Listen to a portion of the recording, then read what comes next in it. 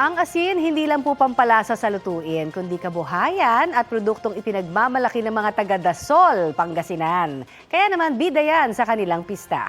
Balitang hatid ni Joan Ponsoy ng GMA Regional TV1 North Central Luzon. Napuno ng saya at musika ang pagsisimula ng Asin Festival 2024 sa Dasol, Pangasinan.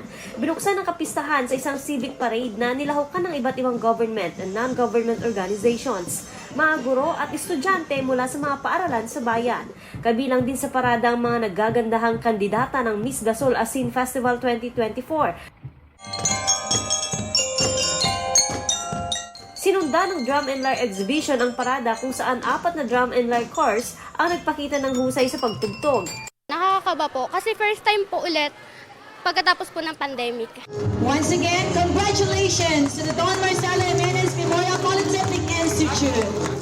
Pinarangalan naman ang Don Marcelo Jimenez Memorial Polytechnic Institute bilang overall champion for 8 consecutive years sa Dasol Secondary Sports Athletic Association meet.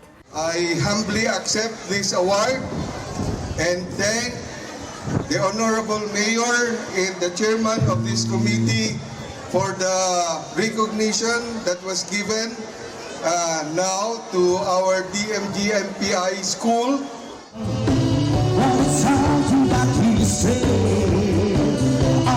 Masayang tugtugan ang pinagsaluhan ng mga Dasolano sa Barangay and Community Night. Kasabay ng sayawan ang musika ng orkestra na handog ng DMJMPI at Jimenez Family para sa mga taga-Dasol. Ang Asin Festival ay paraan ng bayan upang may pakilala pa ang pangunahing produkto na asin at may pakita ang kanilang talento at pagkakaisa. Pinopromote po natin ang number 1 na produkto ng aming bayan, asin. Kaya nakakatulong po sa aming ekonomiya ang pag-promote po ng asin sa pamamaraan ng Asin Festival. Mula sa GMA Regional TV1 North Central Luzon, Joan Ponsoy, nagbabalita para sa GMA Integrated News. Kapuso, para sa mga maiinit na balita, mag-subscribe sa GMA Integrated News sa YouTube.